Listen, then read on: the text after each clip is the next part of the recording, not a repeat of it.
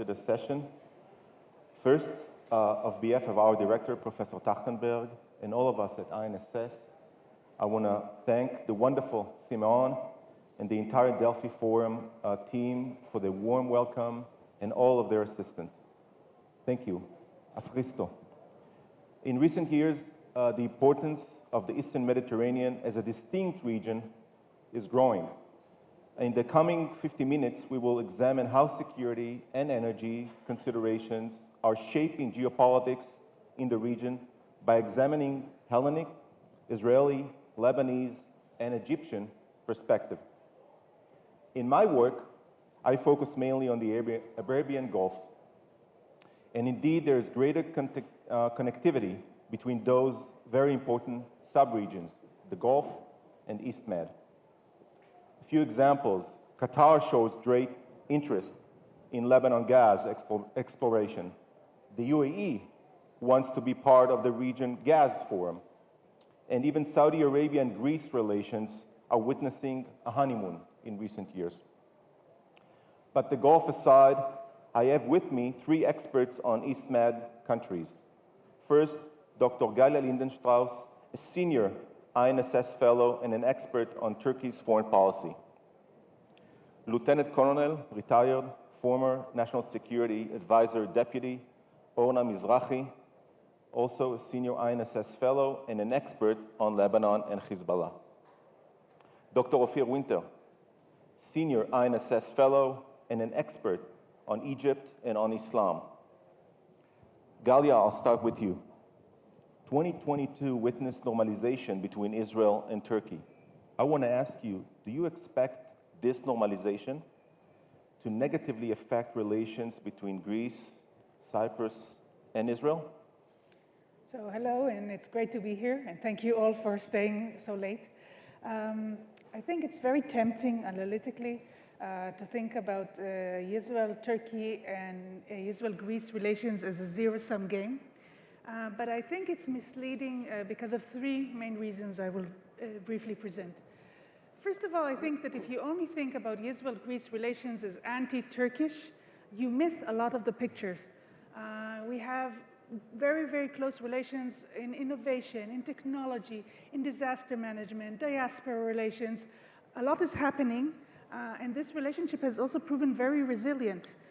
We were talking about more than 10 years of close relations, and this has been resilient in face of different political transitions in these countries, and relations have remained very strong. It's like Israel discovered for the first time it has states to its western border that are very much of interest.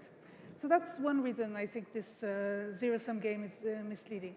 But even if you accept that this relationship is mostly about being anti-Turkey, I think that even though we are now in a period of calm in Israel-Turkey relations because of the normalization, and also of Greek-Turkish relations, as we all have already discussed today, and this was, in a side note, I would say, this was also because of a very good response of both Israel and Greece to the terrible earthquake in Turkey and Syria, and the fact that Israel and Greece responded very quickly in a very respectable manner.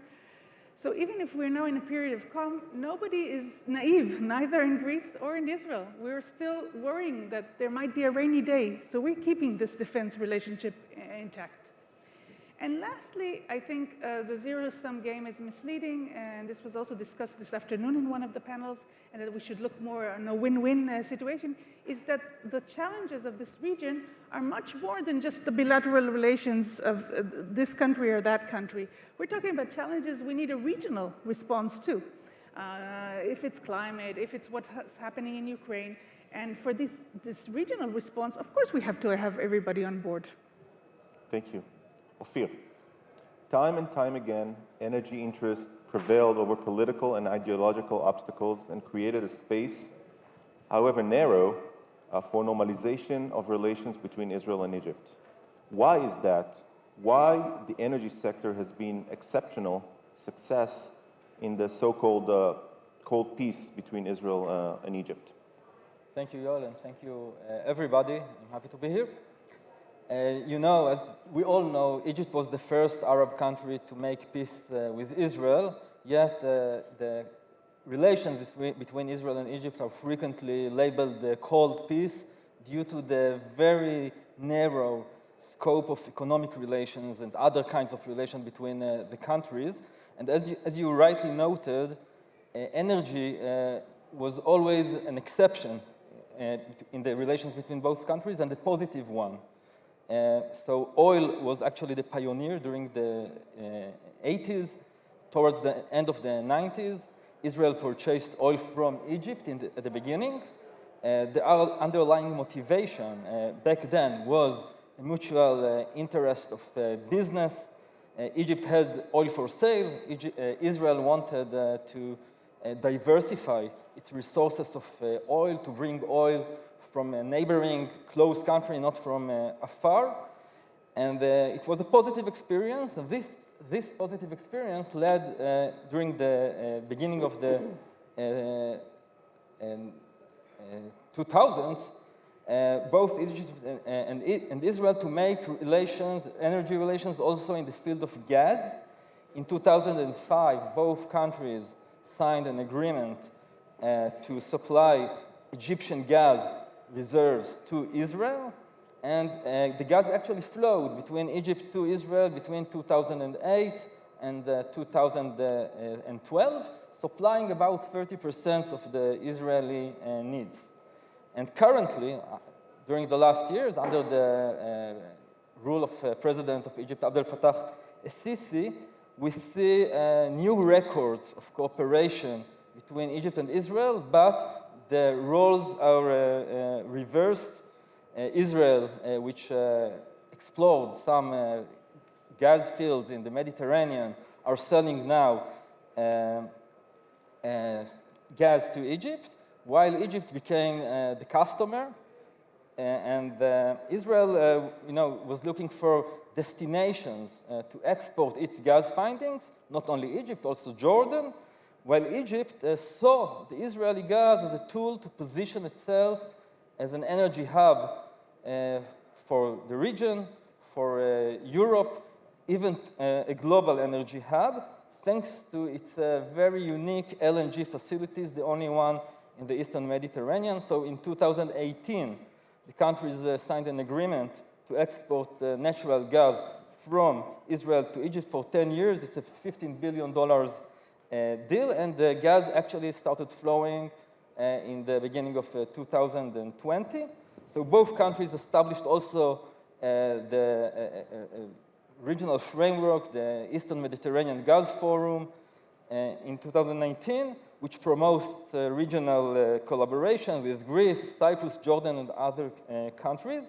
So the relative success, back to your question, the relative success of this collaboration is not only vital economic interest, of course they are the most important, but it's also other conditions such as the geographical proximity between both countries, political and economic support from the EU, from the United States, from countries like Greece, and the legitimacy that Egypt obtains from the fact that also Jordan and the Palestinians are taking part of these cooperations and contacts of energy with Israel, and also regional dynamics. Gallia spoke about Turkey, so the tensions between Turkey, Egypt, and Israel were also an important factor. So to sum up, I allow myself to say that the current cooperation in the gas field, in the gas sector between Israel and Egypt is maybe the most significant and strategic economic cooperations in the history of the peace relations between Israel and Egypt, and it also gets these relations get a lot of visibility in front of the public opinion by both establishments, both leaders, which is very important. Fascinating. I agree. Orna, I want to ask you about this historic gas agreement between Israel and Lebanon. The negotiation between the two countries has been going on for more than a decade. The signing of the agreement in October 2020 on the demarcation of the maritime border was, again, historic development. It is a unique agreement between countries that do not have diplomatic relations. And there's a long and bloody conflict between them. I want to ask you, what enabled the signing of the agreement in the first place, and what did each party, each country achieved from that agreement? Okay, first, thank you for having us here. To your question, I'll put it in a short answer by headlines. I say there are four main reasons: interest, compromise, a mediator, and timing. And now, if I may, to elaborate a little bit about each one of them. About the interest, something was changing in Lebanon in the last few years. I suppose all of you know about the dire economic situation in Lebanon. 80% of the population are under the poverty line. And so there was a need for something to some change, to some hope for the people in Lebanon. And this agreement could bring at least some hope for the people of Lebanon. And the one that understood that was Hezbollah. That terror organization that Israel sees it as one of its worst rivals, of course, that wants to destroy Israel. Something changed after the elections in Lebanon in May 2022, that the power of the campaign, the camp of Hezbollah became weaker. So they understood that they have to do something to gain again the support of the Lebanese people, and they thought that economic development can do that, and maybe the agreement with Israel can change something. And this change was crucial for achieving this agreement, because Hezbollah was behind. Hezbollah that wants to destroy Israel, you said rivals, it's more than rivals, was behind this agreement. So this change really make it happen. This is about the interest of the Lebanese. About the interest of Israel is more simple, I think, at least, maybe because I'm Israeli, but it's, of course, the search for security, for stability in the Mediterranean, because Israel is now producing gas and exporting gas, and it was very important to have at least security on that sphere. And of course, concluding this agreement brings stability, security, and maybe some political change in the relation between the countries that is quite important for Israel. Now, about the timing, it was the end. It's very important, the timing. It was the end of the term of President Aoun, the Lebanese president, and it was in Israel the upcoming elections in November. He was supposed to finish his term in the end of October, and the upcoming elections of November in Israel. And so it was a very narrow a window of opportunity to have this agreement, and they had to do something. And both sides decided to compromise, because without compromise, you don't have agreement. And if someone wants to learn from that, I think this is the best lesson. We all know that compromise is needed, but not so keen to do it. But it was a great compromise of both sides, on both sides.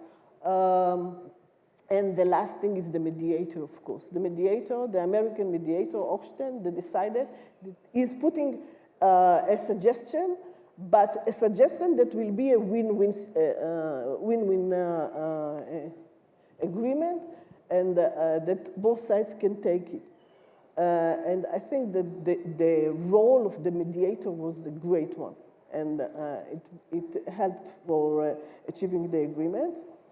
Now, about the achievement of each side, I think that according to what I said, it's quite clear. I think it's even mutual interest to have stability, security, and at least for Israel, it was having, at least in the maritime sphere, and you know that before of the agreement, there were some threats of Hezbollah that they are going to sabotage the the rig that was the Karish rig, so it was quite a problem. And the great achievement for Israel now that the rig is working, and we are producing gas from Karish. And I must say that in the last few months, 40% of the Israeli gas comes from Karish, the gas field that was the one that was under dispute. So it's a great achievement. For the Lebanese, it's important because now the companies that didn't want to come and invest in Lebanon because of the dire situation and the fact that there is no stability inside Lebanon and in the relation with Israel now are coming forward and want to do that. The search for the gas in Lebanon didn't start it yet, it's important to emphasize. But there is at least, as I said, hope that it will happen. Thank you. Gallia, coming back to you, we are approaching critical elections in Turkey, I think next month. How will the result of these elections affect Turkey's foreign policy towards the countries of the East Mediterranean? So definitely, very dramatic events are unfolding, and we're going to have elections in May 14, and if there's not a decisive outcome in the presidential elections, there will be another round in the 28th of May. In terms of, I'll touch upon the domestic issue, and then I'll go to the foreign issue. In terms of the domestic issue, I have to say that whoever wins, the picture is not rosy in terms of what is happening in Turkey. Whoever is the winner will have to deal with the very deep economic crisis in Turkey, and that will be very difficult. And if you add to that the fact of dealing with the ramifications of the earthquake and having to deal with the fact that 1.5 million people do not have where to live and they're living in tents, again, this is a very difficult thing to deal with. And even if the opposition wins, and I'll take here the Israeli example of our previous government, which was a government of a very wide coalition of very different actors, it's very hard to maintain such a coalition. It's very tempting to use this coalition as to bring it to power, to be anti-something, but then to use this wide coalition and to try to operate day to day, it's quite difficult, at least from the Israeli experience. So domestically, the picture is not rosy. And in foreign policy, again, there are things that will change, obviously. I think the most dramatic is actually the opening of the political landscape, the opening of people feeling more free to say their opinions. I think that will lead to a more, perhaps, rational Turkish foreign policy that I think is good news to Turkey's relations with the West. But in terms of the region, again, some of the problems are anyone who is going to win will deal with. And here, for example, hardline positions with regard to the Cyprus problem are not just those of Erdogan supporters. This is something much more widespread in the Turkish public. So moving ahead on the Cyprus issue it won't be that simple also for even if the opposition wins. And also, unfortunately, with regard to Israel, the anti-Israel stance is very prevalent among Turkish public. Israel is very unpopular in Turkey. So again, it's not clear that the opposition will deal with Israel in a better way than Erdogan has dealt with. So that, I think, is issues of concern, and there will be, in a way, it seems that there will be a lot of continuity also. And this will also be the Turkish policy towards the other countries, Greece, Cyprus? So yeah, so with regard to, I think Cyprus is a big issue, but also, again, the limitation of the maritime borders is also, it's not something that only Erdogan has hardline positions on. No, by no means. And going to a positive note, the fact that Turkey has normalized relations with Middle Eastern countries, including Egypt, for example, is something that is popular among the opposition. And again, there will be continuity. The opposition won't stop these normalization processes. On the other hand, on the contrary, it is positive towards it. So in a way, I see a lot of continuity also. Thank you. Ofir, coming back to you, Egypt-Israel relations. You can also talk about Israel-Turkey relations later on. Obstacles still hinder the expansion of collaboration in the field of renewable energies between Israel and Egypt. Among them, the reservation that Egypt has over normalization with Israel that are still prevalent in Egypt public. What is the current state of cooperation between Israel and Egypt in the field of gas and energy? Yes, you're right. There are still obstacles in front of normalization between Egypt and Israel, but I think that today, more than ever before, economic interests shape the relations between both countries. I will try to give several examples. For example, when we speak about the war in Ukraine, we see further reinforcement of the status of Egypt and Israel as in the general international gas market. The global energy crisis allowed both countries to expand their exports to Europe. EU countries, as I think it was mentioned in the previous sessions, are looking for alternative sources of gas to the Russian gas, of course, and the Eastern Mediterranean gas emerges as an alternative to the Russian gas, at least partially. Of course, not the main alternative, but at least partially, and it helps to face the energy deficit in the European continent. And indeed, things are moving forward. For example, last June, Egypt, Israel, and the EU signed a memorandum of understanding to encourage European companies to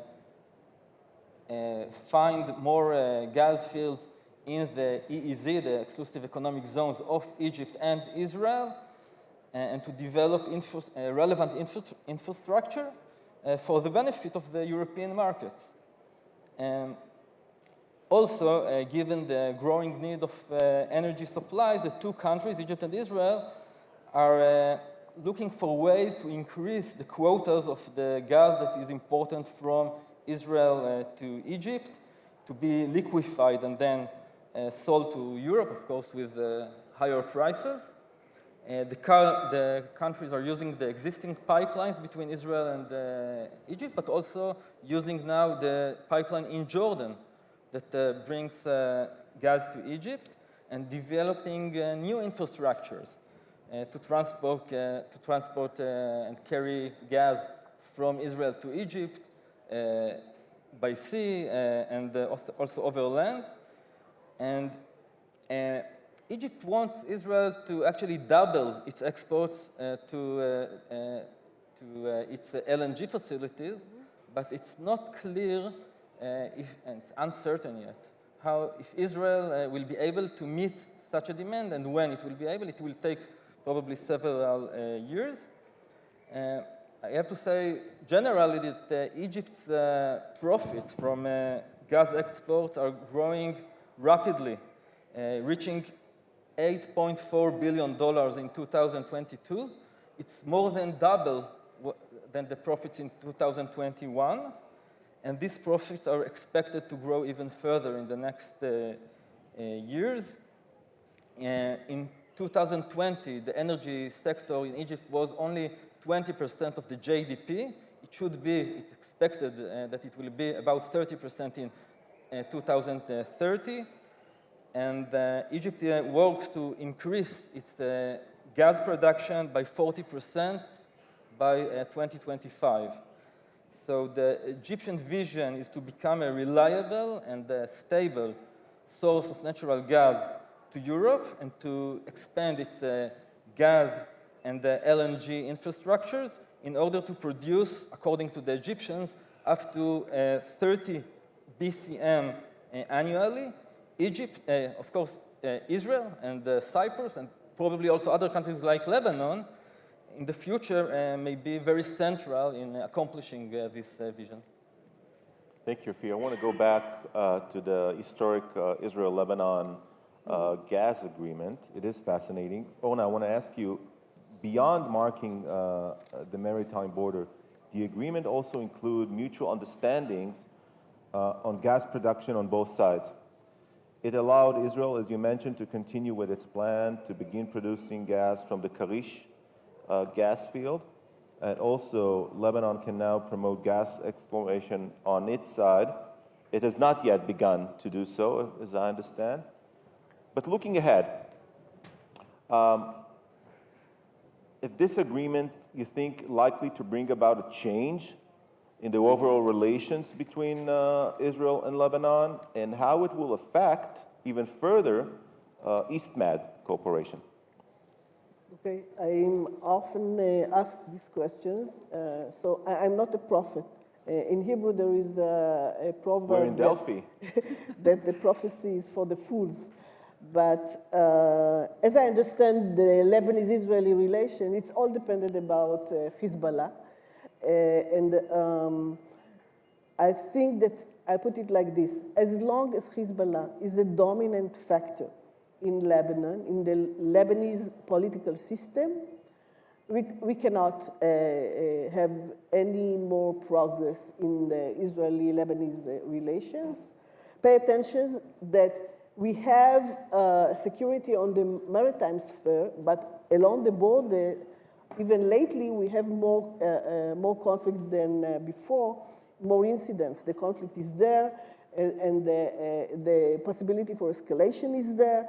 So not much has changed between in the relations between Hezbollah and Israel. That is a proxy of Iran, of course, and I don't have to elaborate about that. So I don't see that it's coming in the near future, maybe for the next generation.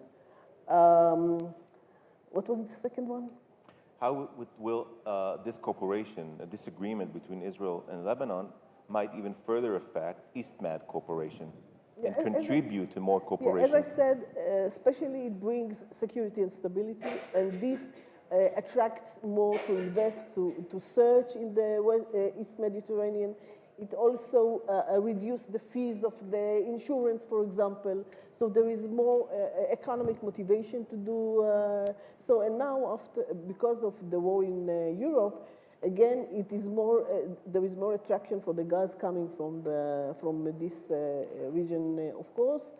So it can help for the countries in the region to export for more than before, and maybe to search and find more gas than they intended to.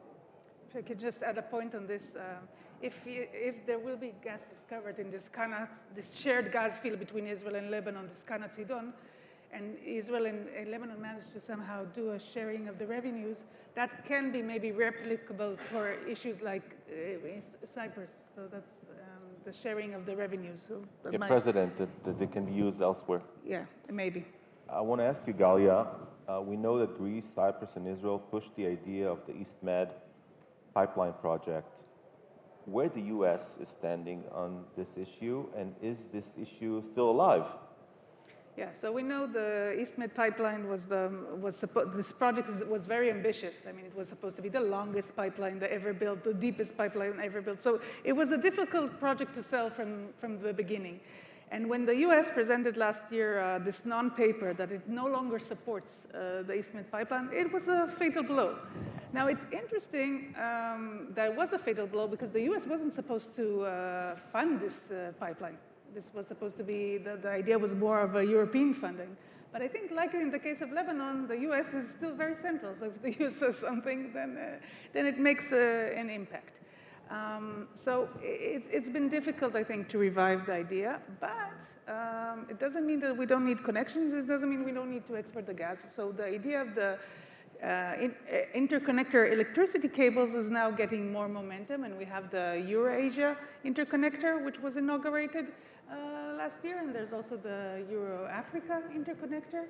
And this is another way to export energy. I mean, you can export it as electricity.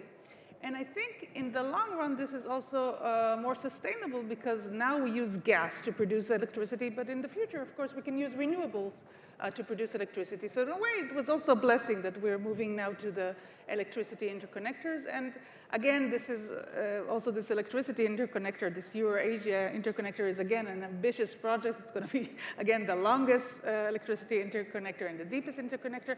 But still, having said that, it's still cheaper than the East Med pipeline. So maybe it was, in a way, this US non-paper was also, in a way, a blessing in disguise. Interesting. Ofir, Israel, Egypt, and East Med.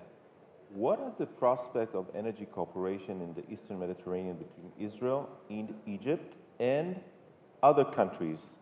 I will split my answer to two. The first part about natural gas opportunities for further relations, and the second part about renewable energies, like Gallia said. So about natural gas, we see, for example, maybe Orna will be able to elaborate on this. Last June, June 2022, Egypt signed an agreement with Lebanon about selling gas, probably originating in Israel, even if it was not said so clearly, that will flow through Jordan and Syria, the Arab gas pipeline that goes through these countries. So if this happens, Israel will be de facto part of the Arab gas pipeline. I think this could create a new or a different geo-economic, geostrategic reality in the region. The countries, Egypt and Israel, are also coordinating with the Palestinian Authority about the development of the Gaza Marine gas field, which will be very significant for the energy market in the Palestinian Authority, and may hopefully also promote more peaceful interests between Israel and the Palestinians. If we speak about the current trends of normalization in the region, which also were mentioned before, we may also envision the EMGF, the Eastern Mediterranean Gas Forum, becoming in the future a more inclusive organizations in which countries like Turkey, maybe I'm dreaming, but even maybe Lebanon, Syria, even Libya could be members, alongside countries from the Arab Gulf that you know better than me, and from markets in Asia. So when I move to renewable energies, the EU hopes that the gas pipelines between Egypt and Israel will be able to carry in the future also hydrogen and to transport it. So Egypt and Israel, if this happens, Israel and Egypt will be able to join the global trend toward the reduction of the use in gas, at least in the medium and the long term, and to move to greener energies.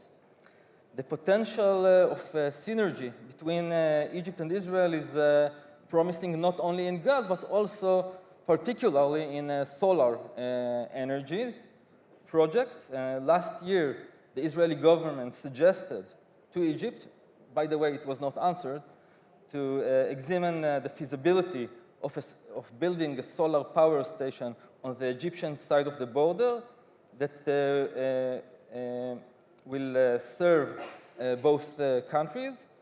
And the logic of this collaboration derives from the countries' respective relative advantages.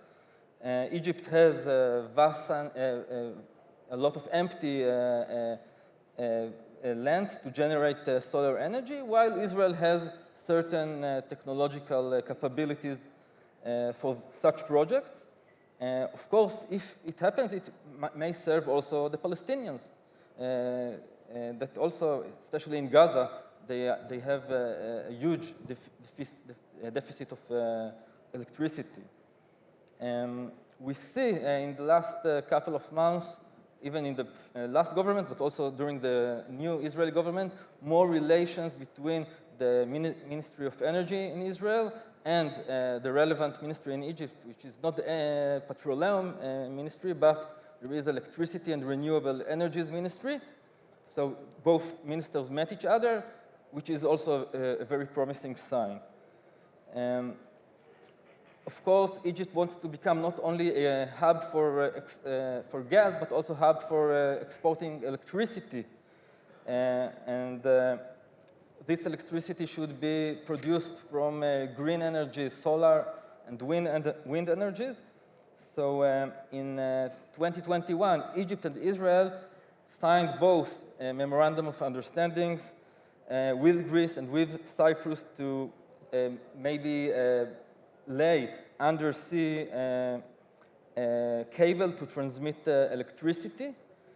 And these moves also create a potential, at least, for connecting regional grids from countries in the Gulf and in Africa to Europe through Egypt and possibly also through Israel. Fascinating. Please, Yoel, because Yes. before you ask again, I want to relate to what you said about the presumptuous and very extraordinary idea of transferring gas from Egypt through Jordan and Syria to Lebanon. There are two obstacles, two problems about that. The first one, unfortunately, in this case, there is the negative role of the Americans. Because of the fact that it's going to go through Syria, they are quite against it because of the Caesar laws and etc. So this is one thing. The second one is the fact that nobody wants to help Lebanon and to give the money to finance this idea because of the dire situation of Lebanon, and no promise that it's going even to create really a real opportunity. So it's in a very it's frozen. Yes. And no advance in it.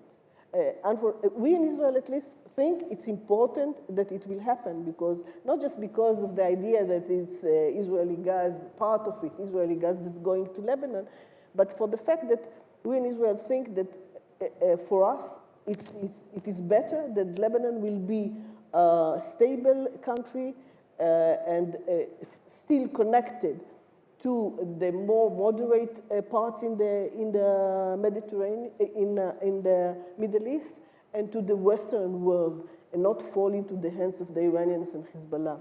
So we approve this idea, but unfortunately it's stuck. I want to ask the three of you, 1 minute each, a question, because the last 2 days here at the conference, we talked a lot about the war in Ukraine and implication, the global implication. And since we're in Delphi, I want you to look to the future. Can the countries of the East Med really play a meaningful part in the future in Europe's future energy security? What can be the obstacles? Well, they can have some part, but you know, the amount of gas that we have here in our region, in the Eastern Mediterranean, is not enough for the needs of the European. We can't replace the Russian gas, but we can help in a partial way. But it will take time, as Ofir has presented. But I think it's a possibility. It can happen, and but we have to look for the one that wants, the Europeans that wants this gas to come to them, have to invest first in searching, because maybe we can find more than we have now. Israel, for example, has just something like 800, 1,000 proven reserves of gas now. And we need more searching in the Mediterranean. And the second one is finding solution for the delivery of the gas. And because of the East Med pipeline that it's almost no relevant now, we have to think of possibilities of LNG, of liquidization of the gas and to move it. And Egypt is one of the solution, because they have this facility, and maybe we'll have to have one in Israel also. Ofir, same question. Future. Yeah, I think that, as I mentioned before, the Eastern Mediterranean gas could have a contribution, even if a modest one, to the energy crisis in Europe. I think it's a challenge for Egypt, especially for Egypt, also for Egypt and Israel, to position itself as a reliable and stable source of gas to Europe. When we see now some criticism in Egypt about the current Israeli government and its policies, I don't think it will affect the energy relations between both countries, because we have something to prove to ourselves. Of course, it's a huge economic interest for Egypt and for Israel, but also for our customers in Europe and other markets, that this is a reliable source of energy. And I think that if Egypt will be able to fulfill its vision to become not only a gas supplying country, but also an electricity supplying country, then also from renewable energies, as I said before, then the contribution of the Eastern Mediterranean, because of the sun we have, because of the vast lands for solar energies, the wind, then this contribution may become even more significant. Gallia? Yeah, I would add that even if we don't have this, that we only have a supplemental role, I think we should look at the gas also as a regional asset. And we have a notorious reputation of exporting problems and being a very unstable region. So if we use this gas for our own region energy needs, and we become, and this adds to the stability in our region, then this is also some relief to Europe, I think. Thank you. We have a few more minutes. I invite if someone from the audience wants to ask a question. If not, then I'll ask another question, the panelists, and this is a difficult one. Ofir, you mentioned the current internal issues inside Israel. I want to ask you about the implications of that. The perception is that Israel is weakening because of its internal judicial, political, society crisis. Is this a source of concern to Israel East Med allies, as much as you know, Turkey, Lebanon, Egypt? Can this affect future collaboration and cooperation in the East Med? Let's start with Gallia. Yes, I think definitely Israel is in the midst of an internal crisis, a very deep internal crisis. And this is something that any ally of Israel cannot witness and not be worried, I think. And but I think at the end of the day, what the Israelis are discussing are very fundamental issues and things that we haven't resolved throughout our history and that we should resolve. Now, we just celebrated our 75th independence, and these are really issues that we should have solved in our first 10 years. So I hope we will get out of this crisis strengthened. I look at Greece and how you got out of your crisis. It was a financial crisis, but still, you got out of this your crisis strengthened, and I wish my country will also get strengthened. And so in the long run, I hope we will be in a better position and actually a stronger ally to the countries we are in contact with. And I will also say there are some countries that can be strong and non-democratic. Israel is not that kind of country. Israel has to be democratic in order to be also strong. So I think also our allies should, it's our own internal conflict. We should deal with it, but this is something we also have to hear from our allies. Ofir? Well, I think that we heard in previous panel, maybe not the panel before us, but the one, the regional about the Gulf states, also from an Egyptian speaker and Emirati speaker, how much stability and developments are priorities for those countries in this age. And I think that when Egypt looks at the current Israeli government and some elements, especially some elements, right-wing radical elements in the current Israeli government, they're afraid that such elements could pose a threat to the regional stability. And of course, if we want to explore more gas fields, develop all the projects of energy and connectivity between the countries, so we need stability, we need peaceful times. Of course, Egypt also wants to bring tourists. It's also a very important economic asset for Egypt. And so Egypt prefers things to stay stable. Of course, Egypt is mediating sometimes between Israel and the Palestinians, but I think this is the main concern. The democracy is not a huge concern for Egyptians about Israel, but stability is a very important issue. Last but not least, Orna. Okay, I think that Israel is not weakening because of this crisis, because crisis sometimes brings something good come out of it. But the problem is that our rivals think that we are weaker than before, and it gives them to think that it builds their self-confidence. But I think it's a false self-confidence. And we see it lately in Nasrallah, the chairman of Hezbollah, talking about that Israel is weaker now, and Israel won't get to the 18th year of its independence. So I'm not sure he's right. It's not a hope. I know he's not right.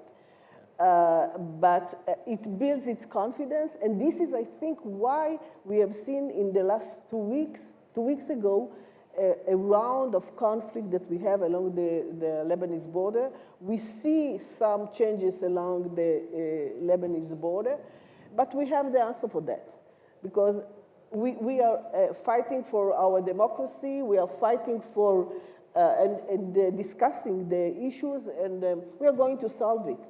And it doesn't affect the power that Israel preserved, the power of the IDF as a very strong army that can deter and can do what is needed for the security of Israel. So I'm not so much concerned about it, but it may cause some deterioration and maybe some escalation in the conflict. But I think it's going to be along the border and not in the maritime sphere, because there we have the agreement, and the only problem is if they don't find gas in Lebanon, then everything will change. But for now, that we have the prospect of searching gas on the Lebanese side, maybe something good will go out of it. So I'm quite positive. I'm trying to stay positive. As dealing with the security of Israel for 14 years, you must be positive. So I'll finish with this positive notion. In that optimistic and positive note, there's not much time left. Oh, there's a question here, please. Yes, if you allow me. Let me be very superficial. As a retired Greek diplomat, the Abraham Accords were shaped, based in any, I don't say, anti-Iranian underlying factor. Now we have this rapprochement, or I don't know how to qualify, between Saudi Arabia and Iran. Do you find some ingredients in this process, because it's a process, that Israel could draw some benefits, notwithstanding the hardships, some benefits out of this rapprochement between Riyadh and Tehran? Thank you. If I may answer, I can see some benefits for Israel. First of all, conflict resolution, less tension and less conflict in the region, I think it's good for Israel, generally speaking. Second of all, I think what is good for Saudi Arabia is good for Israel. If, for example, I think the Saudis and the Israelis look at the region under the same glasses and have the same worries and consideration, more or less. If, for example, the Saudis are better off a day after the agreement because, for example, Yemen is less of a problem. By the way, Yemen will still be a problem for Saudi Arabia for many years to come. The Houthis are not going anywhere. But the security situation is better, both in the Gulf and in the Red Sea and surrounding Yemen. And Yemen is less of a security concern for Saudi Arabia. I think Israel is better off. If it's good for Saudi Arabia, it's good for Israel. I think this agreement, there's not much love between the Saudis and the Iranians. We know that. It's a marriage of convenience, someone said earlier, and I agree. Both countries want this out of necessity, not out of love, out of necessity. But I think Israel should look carefully on the relations between, the developing relations between the Saudis and other Gulf countries and Iran, because it might invite pressures, all kinds of pressures on the existing relations between Israel and the GCC, mostly on the more public face and the more public space of the relationship. Things can continue tacitly, quietly, but the countries might feel pressured by Iran not to do this and that with the Israelis. Can I add something, two remarks about that? First, I think that the normalization between Israel and the Emirates and the other is not just built on the mutual rivalry with Iran. There are more reasons for that. It's cooperation in many spheres, especially technology, the need to come to Israel and to invest in Israel and things like that. So it's not just Iran. This is the one remark. The second remark is about that they are engaging with Iran, but hoping that Israel will continue the campaign on the nuclear issue and leaving the hard work for the Israelis. And I think that there is a tacit understanding that this is the division of the work, that Israel is going to lead the campaign against the Iranians about the nuclear program, and they will engage with Iran and try to calm it on the other side. One last sentence was we need to end. Some of the Arab countries in the region understand Iran is stronger. Iran is a threshold nuclear state, and they understand that they need to come in terms with Iran. And this is something that Israel needs to understand. They also understand that perhaps in the near future, Israel and Iran might clash because of that. And they want to keep as much as possible outside of this so they won't be affected. Thank you very much. Good evening.